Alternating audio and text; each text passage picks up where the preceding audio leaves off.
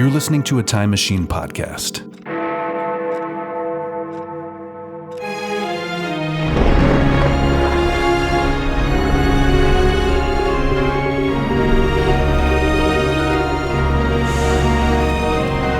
Old Movie Time Machine. An adventure through time and or space.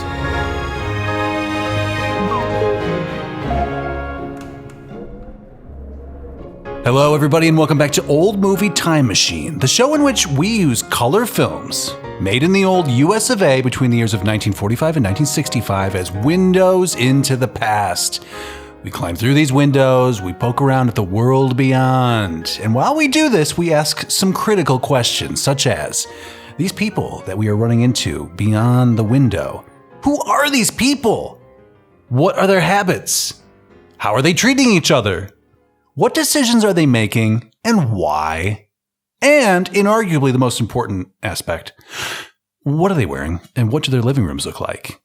And at the end of the show, we shall answer, on behalf of all of society here in the early 21st century, the ultimate vital question, which is, hey, you guys, this movie that we just spent a whole lot of time poring over, examining, exploring, living inside of, that movie. Do we keep watching this thing?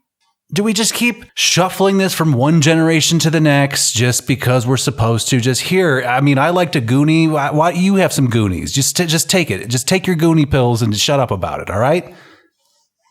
I'm your host, by the way, through time and or space, Justin Zeppa, joined as ever by my panel of incredible international experts at being human in the early 21st century. Starting on my left, as ever, you know her, you love her, you gotta have her on a weekly basis. Katherine Sherlock. Hey, Katherine. Hello. Welcome back to the program. Hi, thank you for having me back. Of course. And on your left, and also across the ocean, and also kind of in charge of this episode, my sister and yours, Dr. Carolyn Naoroz. Hey, sis. Hey there. Welcome back to the program. Thanks for having me. I think it's really appropriate we use my credentials today since we are talking about That's what Dr. Venkman would do, right? A trio of doctors. Yes, I am Dr. Venkman. I mean, exactly. So you have license to say that. This time, today, you can say that because, gang, it's a big time for us. As you know, we just wrapped up Halloween, Ghost of Mr. Chicken, Hitchcocktober, all of this. Well, I'll tell you what, I mean, it may be November on the calendar, but we are staying in spooky season. We are extending the spooky season. Very rare. You know, it takes a lot of technology to do this, but we are doing it. And I am pleased to announce that today, as the title would indicate, this is Carolyn's choice. You know, I put these guys through the ringer with some of these. I mean, Woman's World, for fuck's sake. I'm so sorry, you guys. I'm so sorry about Woman's World. It had to happen, though. You know, we had to go there as part of our studies. But this time, all bets are off. It's a free-for-all. So what I'm going to do is just kind of hand the program over to Carolyn, and she can just guide us where she wants to take us, because we watched her movie this week. Sis, tell us all about it. The show is yours, please. Well, thank you. It's Dr. Naoroz. I'm sorry. Thank you. Doctor. Right. Sister Dr. Naoroz. Yes. Sister Naoroz. So we are watching this week 1984's Ghostbusters. Woo! Right. Round of applause. It was the year of my birth. So this film Great year.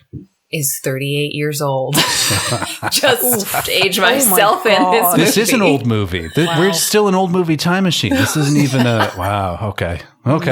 Right. It's not We've even lived current. through old movie time machine. Mm-hmm. That's a weird feeling. Okay. Yeah. So let's go to our one-line reviews. I'm going to go with you first, Justin. You rarely get to go first, if ever. Go for it. You're absolutely right. And I appreciate the honor. It's an honor and a privilege. My one-line review is pretty simple. After watching this movie, I feel good. Which makes me think that Ghostbusting makes me feel good. Oh, it does. I feel fucking great. Katherine, one-line review. Oh, God. This was actually really difficult. This is deeply ingrained in my cultural DNA. I must have seen it about 100 times. That's great. And I'm still finding new gags and seeing new things in it. Really? Yes, Oh. yeah. I saw a bunch of stuff that I hadn't seen before. Okay. So for you me, watched it with fresh eyes. yeah, and I don't think I even watched it that long ago. That was probably twice this year now I've seen this. It's a ghost that keeps on giving. Well, exactly. It is, in fact, the gift that keeps on giving. So for me, I had the siren call for nerds, spooktacular fun times abound with pithy one-liners and stupidity in equal measure. And I did actually state a gift that keeps on giving. Oh, did you? Oh, okay. So there we are. Excellent. Wow. Oh, I'm so excited. I feel really sad that Shrishma's not with us this week because I feel like she might have really actually enjoyed. Yeah, of this course. one. I mean, we should just say up front, Shrishma is on the road for work and also has a migraine. I got the email this morning. I mean, she didn't have to report in, but she did. Brindes is also still somewhere in Washington, D.C. Those credit card bills keep coming in, flowing in like wine, and they are usually for wine. So there's that. Yes. But we're here, and we're glad to be talking about them ghosts. Yeah. Right. So my one-line review, I mean, I did all the notes for this, and I, of course, didn't really write down my one-line review other than I start watching this movie, and I feel like it explains like my entire life or something. As you said, Catherine, it's in my DNA. So I guess my one-line review is just, you're never going to regret this, Ray, or watching this movie. His parents left him that house. He was born there. Right. I mean, I can't, there aren't enough words for me to talk about this movie, but we'll try. We'll try in the next several hours. Oh, yeah. We got words. We got words for days. With that, I count 1, 2, 3, 4, 5 full pages of notes. And I think that there are like 40 some screenshots that we're going to go through. Okay. We're here for it. Since you were counting things though, can I just say right up front that I mean, there wasn't much by way of ashtray inventory, but the cigarette inventory, like it's like a last bastion of hope and beauty in the cigarette smoking world. Let me tell you, I thought there were like new forms of smoking that we hadn't seen before. Oh yeah. I have them labeled for us. Yes. Don't go there. Oh. I have photos of all of them. Like probably some decades ago, seeing how they made this, and I'm sure they explained how they managed that. Well, and I think at that point, not that I remember, so that's not useful. But, I think that like the cast was just a skilled cast of smokers at that point. Still, Oh yeah. I mean, Dan Aykroyd he's fresh off the Blues Brothers at this point. That's only 3 years before this. So I think my other one-line review would be there should be an Academy Award for just the different types of smoking that this film gives us. Because I have a lot of photos of situational smoking you won't find anywhere else. Okay. Pantheon. Okay, great. Right. We have the introduction of Dr. Ray Stantz, who comes in, and I had to screenshot this particular moment because Ray comes in and he's super excited because, of all the happenings that have occurred at the New York Public Library. He's like, we got to get down there. Oh my gosh.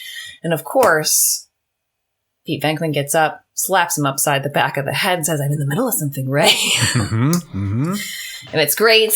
And Ray makes his case of why they need to go down there, to which Pete is, of course, annoyed, but also like, okay, fine, we will go. This is arguably the last great Dan Aykroyd performance. I mean, I know it's not a movie podcast, but just for the record, it's really hard to pick something out post Ghostbusters where it's like, yeah, this is solid from start to finish. But was he really acting if he like really believed all this stuff and it's his baby? Like, yeah, no, I think this is probably kind of who he is. I think he's probably not dissimilar to this. But I love Ray's enthusiasm. He's obviously that guy. Oh yeah. And he's really into this stuff. And he is, again, this is pure Aykroyd. He's like name checking all these other paranormal events that took place, and as if we're all supposed to know, or as if Venkman's supposed to know. Venkman, of course, represents us in the film, right? He's the gateway for the audience. He's as the skeptic, kind of likable one, as opposed to who's also kind of cool. So we want to be in his shoes as we enter this world where ghosts are real. And from here, we go back to the New York Public Library, and we're going to meet up with the third of our three musketeers, Egon, who we don't hear as doctor, but he is. Oh, he's got to be, right? Obviously. He is a super nerd. He is the nerdiest of nerds. We've gone from like middle of the road, can still talk to people nerd, to like nerdy nerd. Now, who did you relate to, Carolyn, when you were growing up? For me, it was Spengler. I love Spengler. I love the science-y, like the fact that he was smarter than everybody. That was very appealing to me for some reason as a kid. I mean, I've always had a crush on Bill Murray, so I don't know if I identified with one of them. Catherine, did you identify with the Ghostbuster?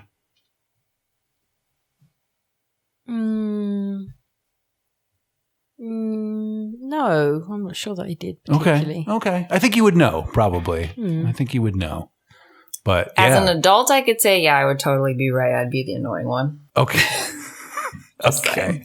Look at Ray's khakis, by the way. He's rocking some Dockers. Yeah. Great khakis. I mean, we can now take a moment to talk about the clothing that is being worn, which is still rather timeless. We've got Pete Venkman in some sort of like professorial tweedy suit and tie, and some sort of trench coat, where Ray is wearing, his khaki Dockers and some sort of polo shirt and a jacket. And then Egon is also in like a gray tweedy professorial suit.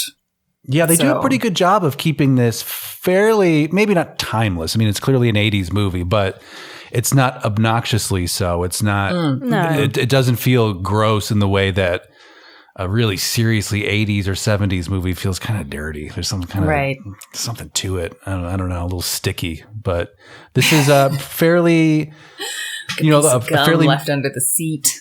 Yeah, right. This is a fairly muted color palette throughout. It's a lot of grays, a lot of woodwork as we're seeing in the library and later in the firehouse and all this, mixed in with some more modern grays in Dana's apartment, which is a very like quintessential 80s apartment.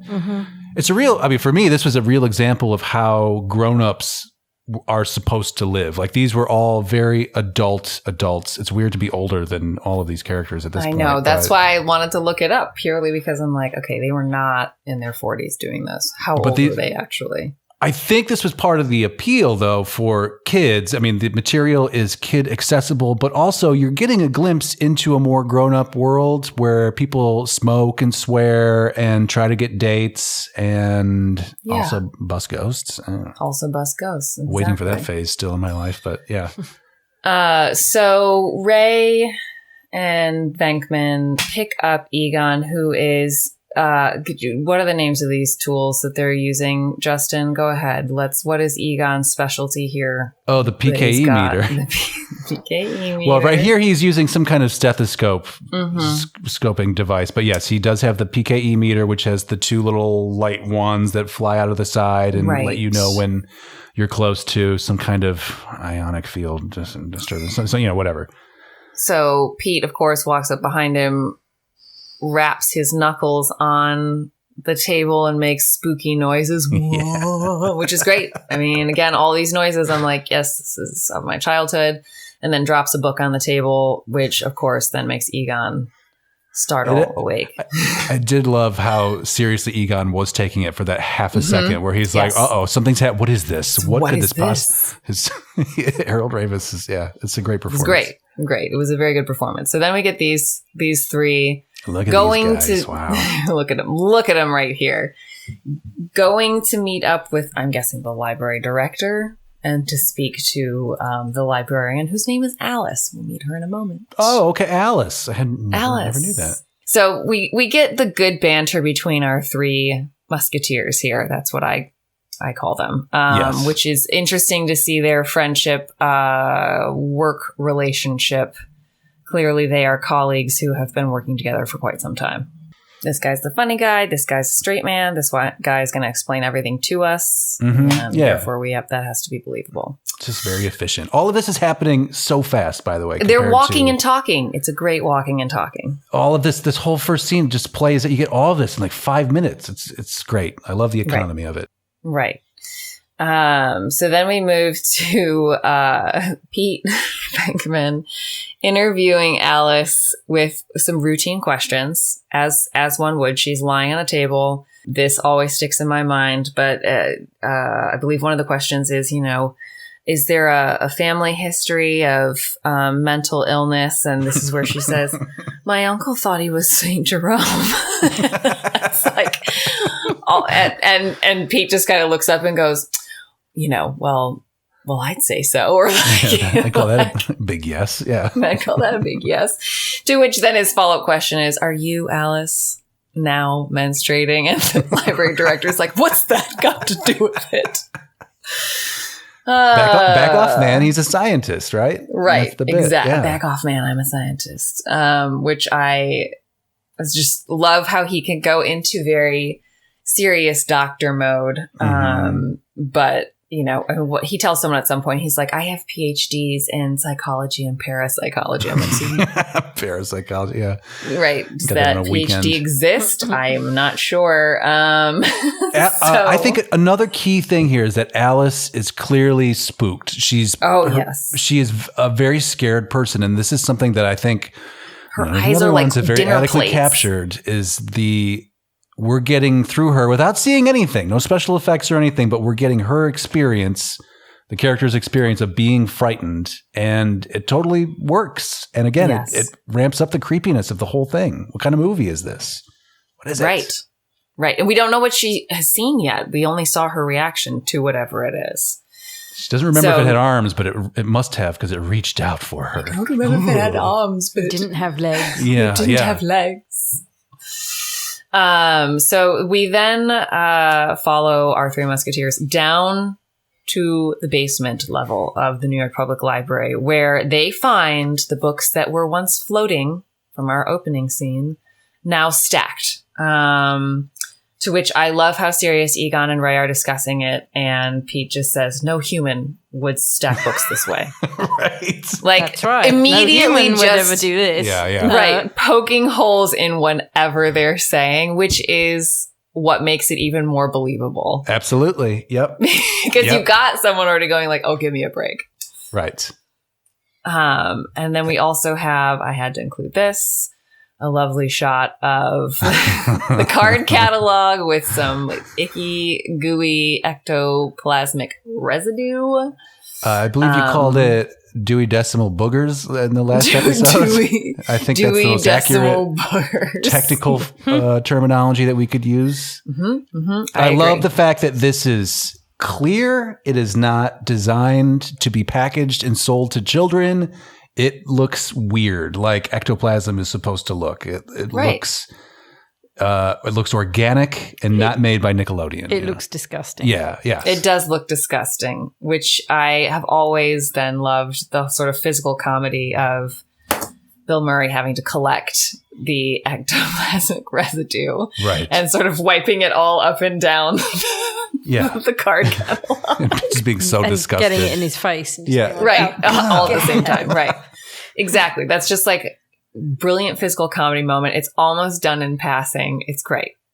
And I have to imagine that's all just on the fly. That's just how the boogers were flying in that particular take. It just worked out that way, I would think. Right. So we have this reaction here as they're walking through it, which then the little Tupperware container is handed back to Pete, making collect a sample. So then we finally see this full torso roaming apparition that nice. is Dan Aykroyd is smiling somewhere. He's smiling somewhere, exactly.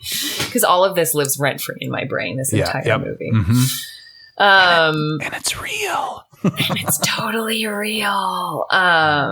So yeah, she's quietly reading a book. I mean, if I were a ghost, this is where I might haunt, because I want to be left alone to read a book or any book in the New York Public Library. Mm-hmm. Just saying. It's not a bad choice. So this is the character that you most relate to, is the old bookish spinster. undead. Yeah. And would you react the way she did if you were disturbed? Yeah, I probably would be like, leave me the fuck alone. I'm trying to read my book. God damn it. I don't remember the ghost saying that, but okay, your point is taken. I think that was kind of what she Is was probably implied. going Yeah, for. yeah. It was implied. Turning She's like, into something. Fuck. how many times do I have to tell you to shut up? Yeah, oh my right. God. So they are all stunned. They then go around the corner at the bookshelves to discuss, like, okay, someone's got to try and contact her. Someone's got to talk to her. So Pete goes out and has his little, like, hello there. Where are you from?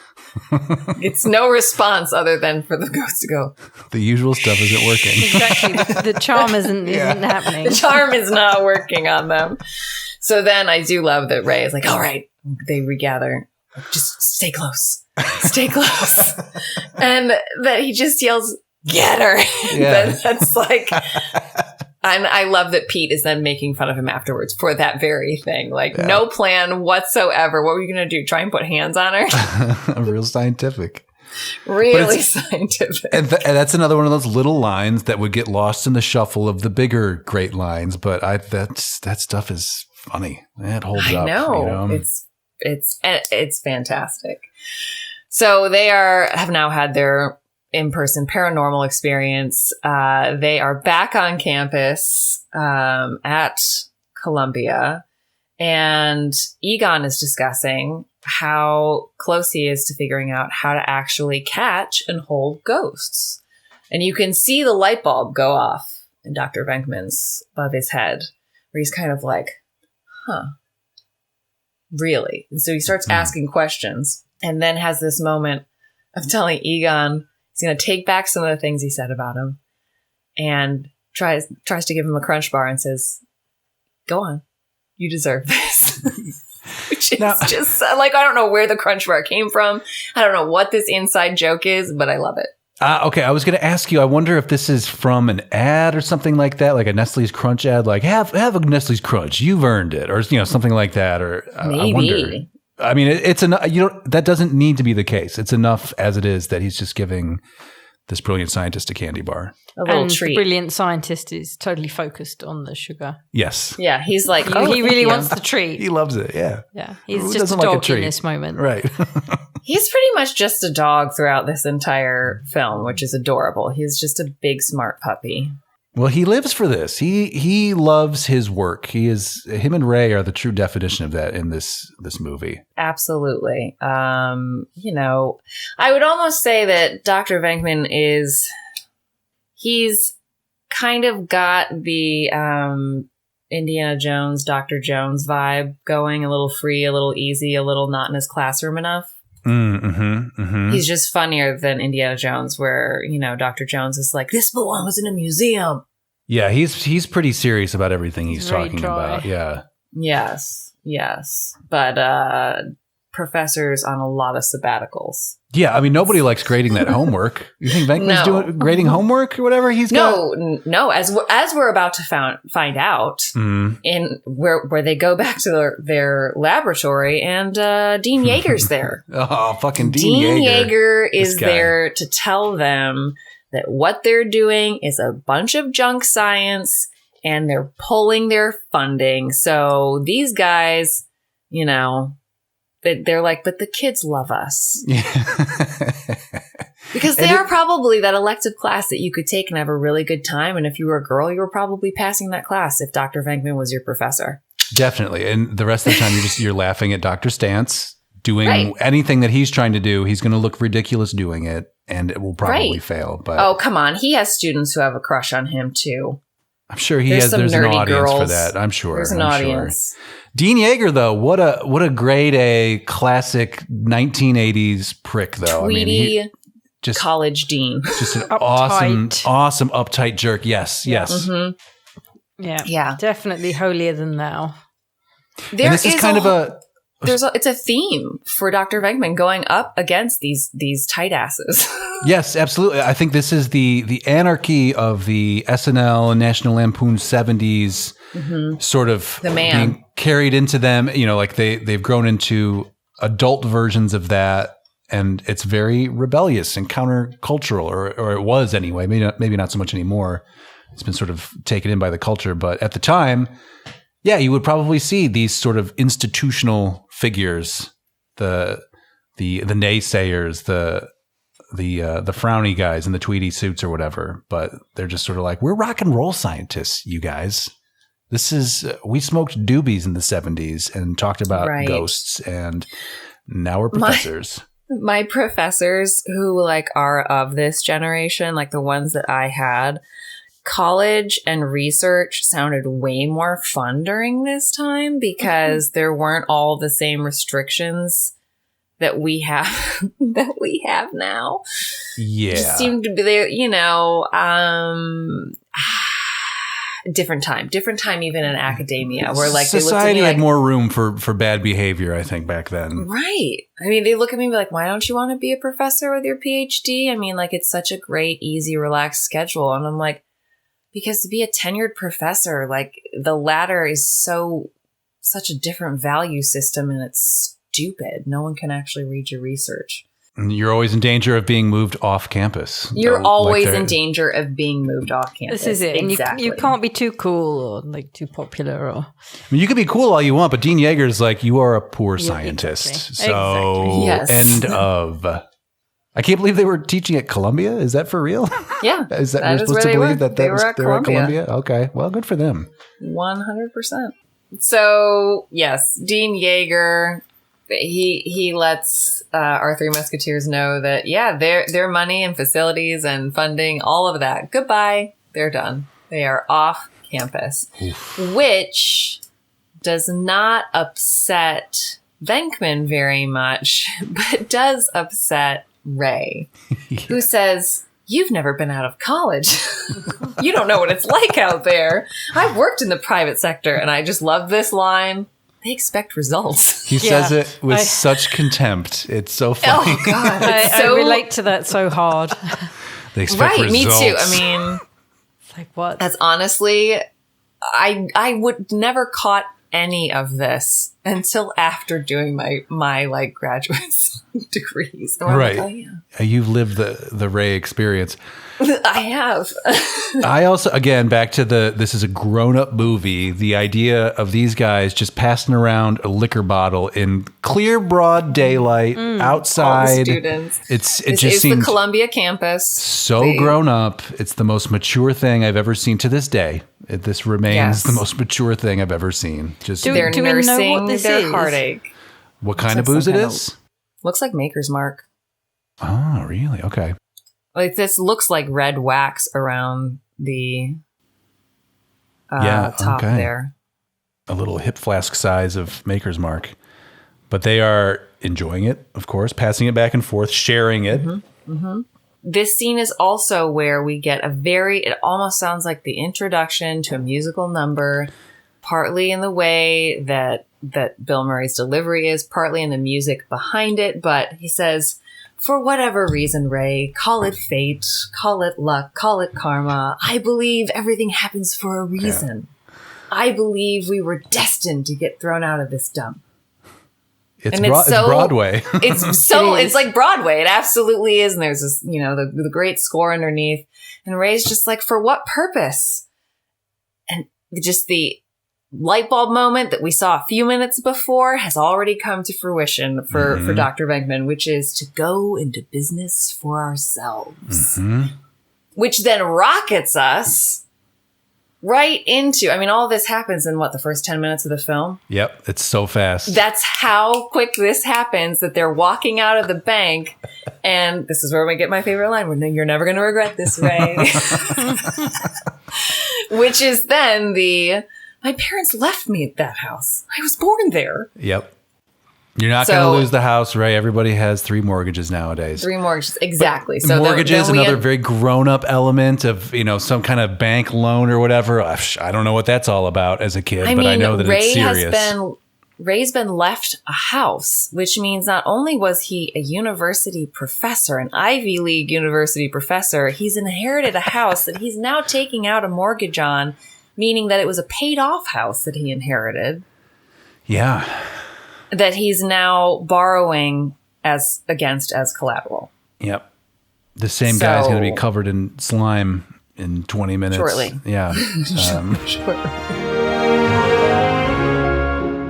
Hey everybody, Jay-Z here, mid-roll Jay-Z to be exact, coming to you to interrupt the flow of the show and let you know that there is still beautiful Old Movie Time Machine merchandise available for you at our TeePublic store. The link is in the show notes. I want you to hit it. I want you to go there. Just go buy one of everything. That's all I ask. I know. There's like, 9 or 10 designs up there. It seems like an easy task, but you know what? You can get yourself a t-shirt, a hooded sweatshirt, a baseball jersey, a baby onesie. You can get a coffee mug. You can get a travel mug. You can get a wall-sized banner. You can get a pillowcase. You can get phone cases. There's nothing you can't get there, folks. And if you don't see what you're looking for, please write TeePublic and tell them that you need it. And you need to have Old Movie Time Machine stuff on it as well. Thank you very much. And if you do, I'm going to thank you like I will right this very second. Hey, listener, thank you. And now back to the show. Then we return to the firehouse, and Walter Peck, our EPA villain, has returned with someone from Con Edison as well as the NYPD to turn off the power on the storage containment system itself, the whole building. They're going to shut the Ghostbusters down. To which the Con Edison gentleman's like, I don't know this system, and I don't think we should touch it. And he's like, shut it down. I always thought this guy was Dana Carvey, but I know it's not, but it kind of looks like him. It would be a Dana Carvey that would role. have been good. And then we're here with Officer Gene Simmons as well. Right. Looks like Gene Simmons without his makeup on. Right, exactly. It does. He looks like he should be someone. I do love Peck's vibe when he comes in, like he's swinging it, like he's got his court order and he's swinging it around. Shut this off. Shut these all off. Shut these off. All of this. I mean, he's in charge. Yeah, he's like, I've got legal accountability to do this. So shut it down. Right. To which then this ultimately causes a large explosion. So we have one shot of it here and another shot of it here coming out the roof, not just the front door, but a nuclear explosion looking thing out of the roof of the firehouse. Did you notice before it exploded properly, like just as the hole was beginning to form, on the side of the building next to them, there was like an old faded, like painted advertisement for Stay Puft Marshmallows. Yes. Which I think it's off to the side, right? Because we probably didn't see it on VHS viewing. Like I remember not like, oh, that's new. Right. I don't remember this at all. But yes, I love that. And I love how the roof explodes too, because there's like an initial blast that opens it up. And then there's a whole funnel of spiritual stuff coming out of it. Into the song, it's so cool. To Believe It's Magic, which is a great sort of like great song. We see all of hypnotic. These. Yeah, no, I love that. Yes, one. Yeah. Spirits coming out and going back into New York City and wreaking their havoc, and essentially, there's all manner of things going on, being attracted to Dana Barrett's apartment building. So. We're just seeing ghosts all over town too for really the kind of the first time. Yeah, it's just Ghost Holiday. They're all out there. They're all out there. Causing mischief. Zombie cab drivers. Slimer shows up again. And he's eating a hot dog. Slimer, get those hot dogs out of your mouth. So the Ghostbusters are arrested and they're taken to jail. And this is where we get a great example of some jailhouse smoking. As nice of them to have access to cigarettes in jail. As That's one good. would. Yeah. This just looks like your standard holding tank. This is not like, wow, they're incarcerated. So Ray whips out the building plans for Dana Barrett's building, and they get into the whole backstory of what is going on. Spook Central. That she lives in the penthouse apartment of Spook Central. And this is also a great comment as we're talking about all of this that, Pete Venkman's looking around going, you guys getting this? You getting it? Because like the other people, random people in the jail cell are just like gathering around to hear. And And, you know, he has to say to Ray, like, can you explain it like I don't know anything? And Ray is like, you never studied. And just heartbroken. You never studied. And Egon gets to spew his Spades catalog, and Tobin Spirit guy, you know, he's talking Evo Shandor and we hear about the cult. Exactly. Dr. Evo Shandor, who was a Gozer worshiper, and that he felt that society was too sick to survive. So, I mean, this is something that was happening in, like, I believe the early 1900s, 1920s, kind of pre-World War II. So it would have been right in that time period. I mean, this is kind of the accuracy of it anyway. Right in the time period of when, like, eugenics was really big for a bunch. And right after the First World War. So, you know, there's a huge amount of losses there. And also, this is not as uncommon. After the Second World War, you saw this is where, like, L. Ron Hubbard came from. And these groups of, like, people practicing sex magic and things like, you know, people looking for meaning after these big, horrific, huge, dreadful events. Yeah. And that's why I say, like, that's pretty accurate to when that building would have been built in that area of New York, one. And two, the fact that, like, you know, obviously Dan Aykroyd did his research and is like, this would have fit right in there with that particular time period and kind of what was going on socially. This is also when we get another musical moment from Bill Murray, which is "So Be Good, for goodness sake, whoa, somebody's coming." Right. Yeah. Because we can't have things get too heavy or too weighty. But they do talk about moldy Babylonian gods or Sumerian gods. So Sumerian, not Babylonian. Right. I think Egon corrects him. Yeah. Sumerian, exactly. To which then we go to one of my. There's so many things I love about this movie, but I really, really, really happen to love this next. Carl Winslow. Yeah, Carl Winslow. Sorry. I happen to love Carl Winslow showing up and taking them to my favorite scene, which is in the mayor's office. Yeah. I just love this whole interaction. We do see the blow up of Dana's building. That's right. Before we go to the mayor's office, Dana's apartment has totally blown up. But her chair survived, so she can sit in it and lounge about. And she's owning that look. Draped over the chair. Wow. Great skyline view across Central Park. And this is also when Louis Tully / Vince Glortho, the Keymaster, shows up. And these two finally get together in a really excellent use of Sigourney Weaver's height against Rick Moranis' shortness. In best day of Rick Moranis' life. Best ever day of Rick Moranis' life. They go do their demon dog business. Mm-hmm. Okay, so get it, Vince. go get it. Yeah. So then we go to the mayor's office, and this is my favorite scene. We have the mayor, Lenny. We have Walter Peck making his case. We have all four of the Ghostbusters. We have the mayor's staff. He's, trying to figure out, like, what the fuck is going on. And this is it's a great scene where Ray kind of gets a backbone. He says, yes, dickless, blah, blah, blah, blah, blah, in regards to Walter Peck. And then when the mayor says, is this true? Bill Murray gets to say, yes, this man has no dick. It's fantastic. Yeah. Yep. It's great. Well, that's what I heard. Well, it's great. Exactly. Yeah. It's just like there's, so many just great fun moments. We even get. Go ahead.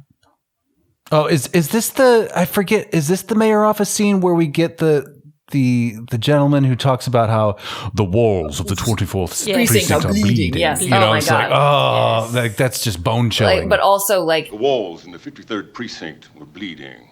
Did they get a Shakespearean actor from Broadway just to say that one line? Because it's amazing. Probably. His voice is amazing. Yeah. Seriously. We're bleeding. Exactly. But yes, that is this scene. This is our dickless, yes, this man has no dick moment. It's fantastic. So then the mayor's like, okay, what is this going on? So they all kind of get in on the action of explaining what's going on, including we've got Ray talking about his sort of the more technical aspects, Egon as well, bringing in sort of the fire and brimstone. We've got Winston Zeddemore telling him, I've seen shit that will turn you white. And then I have seen shit that'll the turn wonderful you white. line from Pete Venkman of dogs and cats living together, mass hysteria. You know, I mean, it's great. It's great. And he makes the great point of saying, you know what, Lenny? If we're wrong, we go to jail. But if we're right, then you will have saved the lives of millions of registered voters. Get him out of here. Exactly. Yeah. To the EPA. Yes. Dickless. So, having appealed to a politician's need to get reelected, the Ghostbusters do get a motorcade to go up to Dana's building, which shit seems to be accumulating around Dana's building. Mm-hmm. As we can see here. Yes, darkness is descending. We get a nice motorcade. We got some police vehicles, Ecto 1, and looks like some sort of like National Guard vehicle coming up Columbus Circle.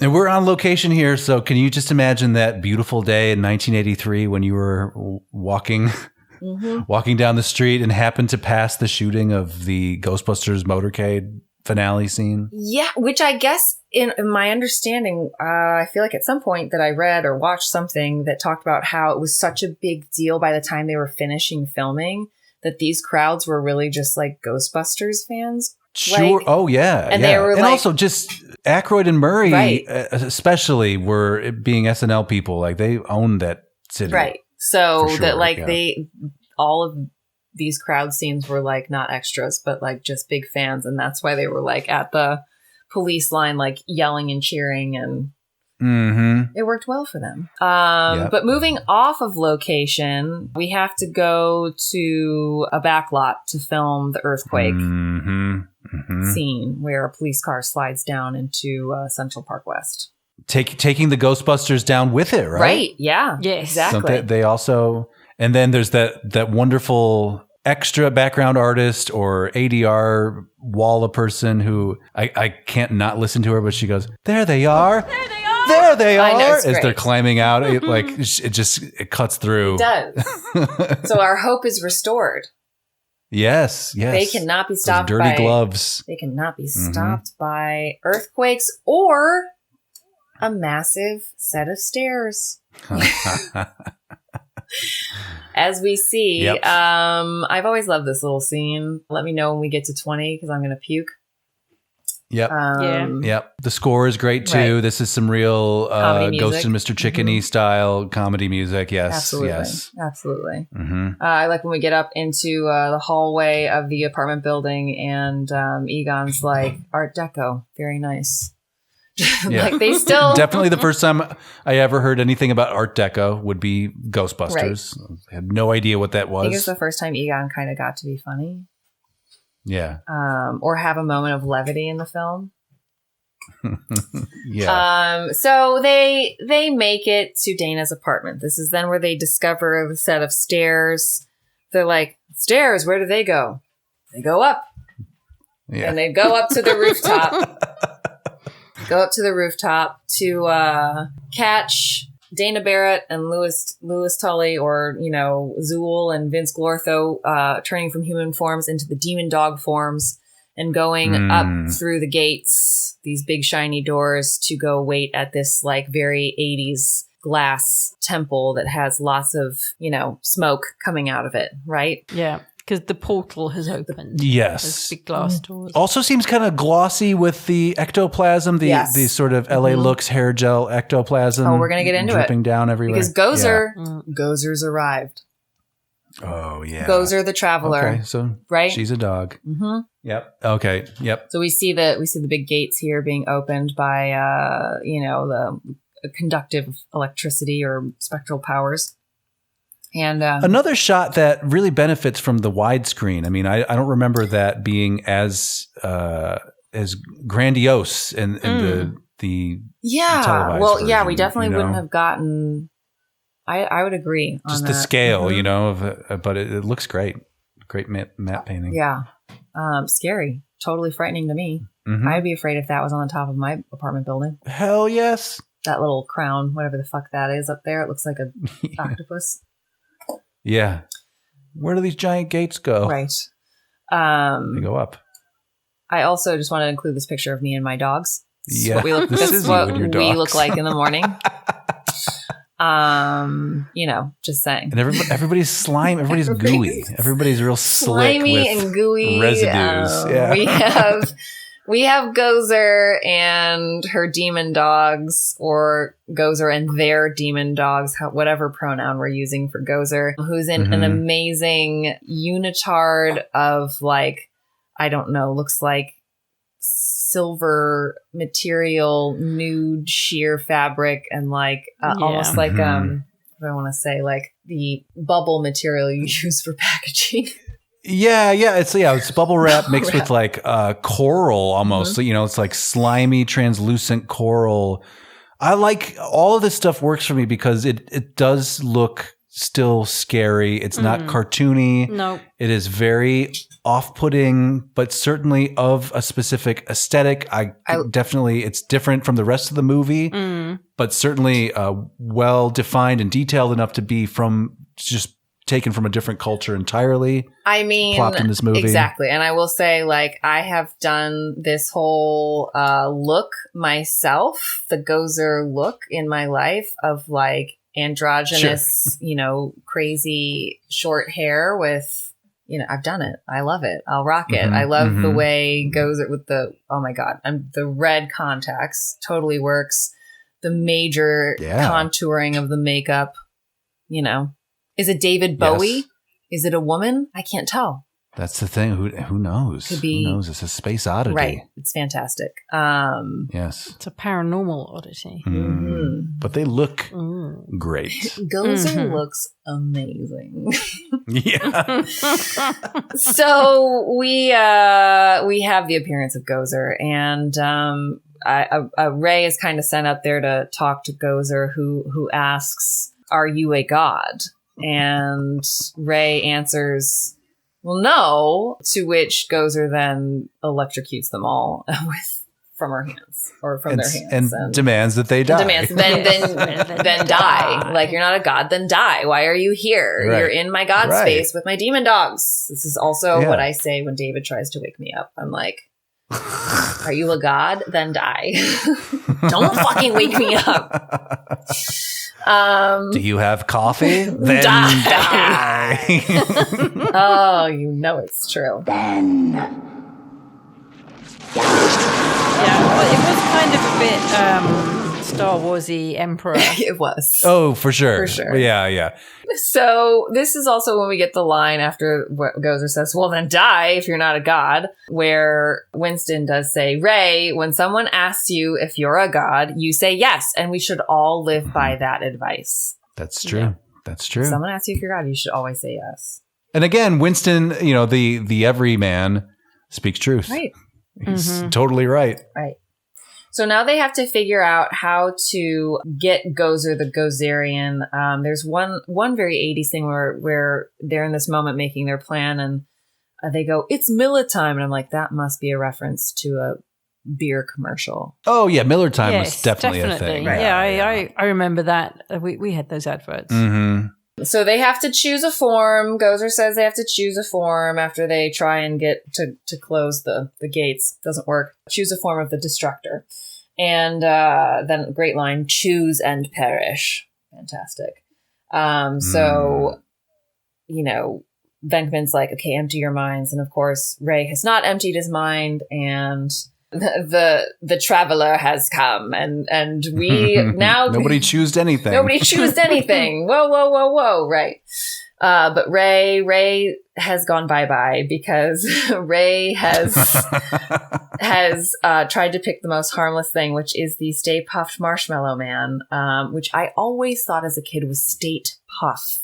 State Puft. Not oh, interesting. Puft. Okay. Oh, state-owned puff. Yeah, I thought it was like a New York kind of. Right. I thought it was a New York kind of marshmallow, like a brand of marshmallow. You could only get State Puff. Ah, interesting. Yeah, Okay, I'd never put it together, nor could I obviously read because it says freaking Stay Puft right on his hat.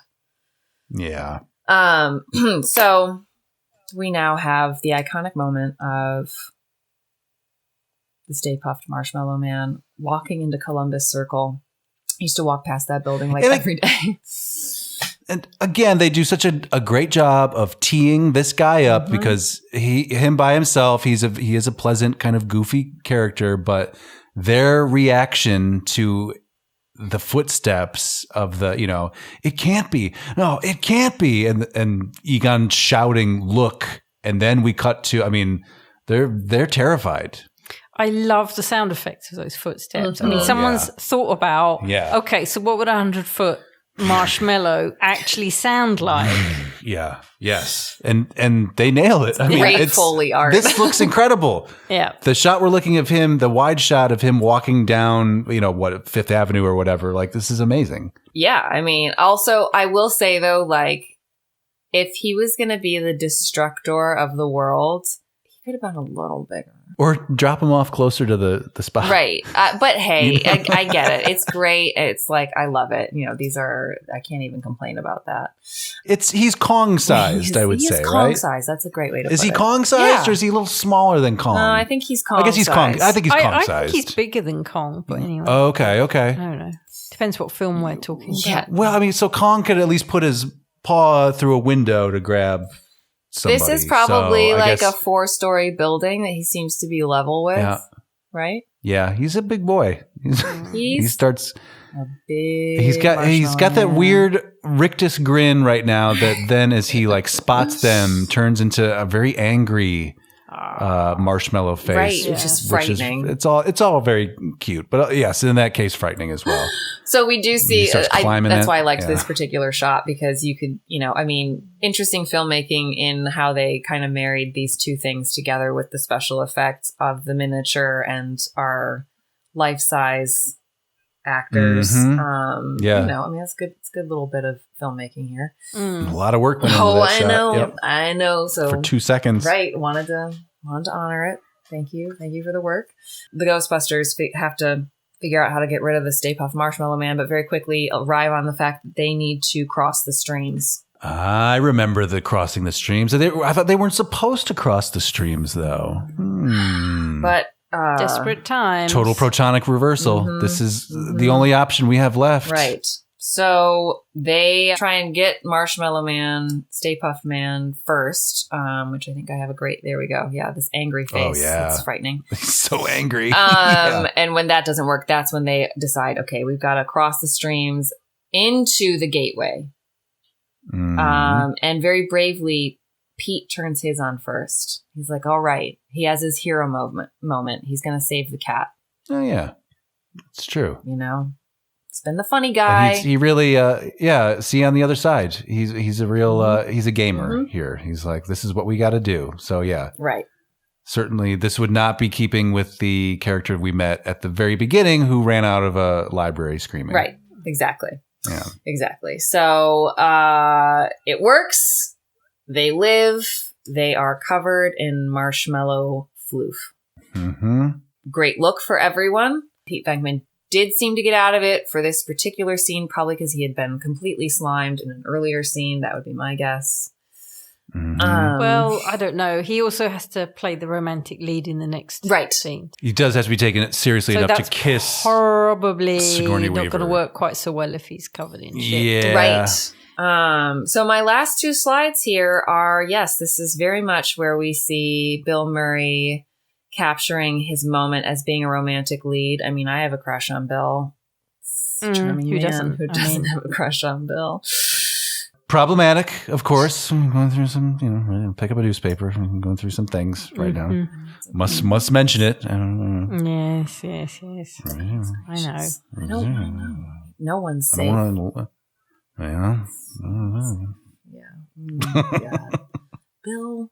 He's known to be difficult. I mean, we've known that for years and years and years and years and years, that he's known to be difficult. And then my final thing here is what I like to call end of movie smoking. Oh yeah, great that's the most job, satisfying of all. Great job, Dan Aykroyd. Save the world. You saved the world. Movie's and over. Made a great fucking movie that lives rent free in my brain. Every single frame, sound, moment, line. Tobin Spirit Guide. Job well Job done. well done. Ray. You deserve that Dan. cigarette, Dan. Yeah, hell yeah. It's the last one we'll see you smoke ever again. And Sorry. thus concludes Ghostbusters. So, Justin, I'm going to hand it over to you to do our outro on this for our. Okay. For are we keeping it and what we're taking with us? Well, it's a great question. It's a very valid question. So I'm gonna put it right to you, Carolyn, since all of this is all shaken up anyway. This movie that we just watched, we just talked about, we just explored, we lived inside of it. We were there hanging out with the guys in the old firehouse. Do we keep watching this? Absolutely. Yeah, we do. We Why watch wouldn't every we? It's moment crazy. of it. Katherine Sherlock? Ghostbusters. 84. Murray, Ramis, Aykroyd, Moranis, Sigourney fucking Weaver. Mm-hmm. Do we keep watching this thing? At least twice a year. Yeah, yes. you got to, right? At least. And same for me. I mean, this is essential. This is part of my DNA, basically. This is, there's no taking this away from me. It's so good. This has driven my entire generation mad one way or another of like how much they like this one or they hate the new ones or they want to see more of this or less of it. I mean, it's a fixation and will never go away for people, around our generation. I don't know what the future holds. I don't know what the kids think of this, but man, growing up in the heyday of all this, it was a beautiful time. It was so much fun. So many great things to play, when you're a Ghostbuster. So of course, got to keep it. Yeah. Okay, great. Well, I mean, so concludes Carolyn's choice. Great job, sis. Thanks for sharing the Ghostbusters with us. I love it. So coming up next week, we have a change in programming, very briefly. Now that we've wrapped up Halloween season and the extended spooky season with Carolyn's Choice Ghostbusters, we're going to kind of reset here. And before we get back to the old shit, we're going to take a little break and try out an episode of a new kind of sub show that we're going to be doing on Old Movie Time Machine called Old Movie Almanac, on which we pick at random a year from our window of time, 45 to 65, and just take a look at it and just do a little bit of on-air research about what's happening in 1952. What was the big deal? What's going on? Kind of offer a little bit of context to what we're talking about here. Because, I get the general broad strokes, but maybe I don't know the details of summer of 63 as well as I should. Who knows? So that's what we'll be looking into there. So join us for that next time. So that's it for this week, and over to me in the future. Please take it away. Thank you. And so concludes yet another episode of Old Movie Time Machine. I mean, I didn't want to admit it, but it turns out that Ghostbusters is kind of an old movie at this point. It's 2022, everybody. It's older than I feel, but there it is.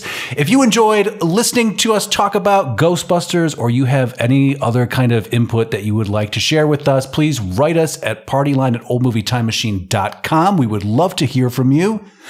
Also, a quick reminder, please rate and review us on whatever platform you're listening to this program. It really helps the show, and we would appreciate it. Also, if you enjoyed what you heard and you're like, yeah, I just gave them 5-star reviews, I just need more and more, the great news is you can get double the content on our Patreon site. We call it the Boom Room. You can go there, and every episode that you hear right here on the free feed is actually twice as long, usually more than twice as long. I believe this Ghostbusters edit comes in at around 2 hours and 50 minutes, somewhere in that neighborhood. It's insane. I think it might be the longest one so far, but you definitely want to join us there. We would love to have you. Now, as for next week, we are going to be doing something very special. As Past Me has already noted, we're going to be doing a new sub-show, Old Movie Almanac, with a very special co-host. So you don't have any homework. You don't have to watch anything for next week. You just got to sit back and listen and enjoy. So until next time, this has been Old Movie Time Machine.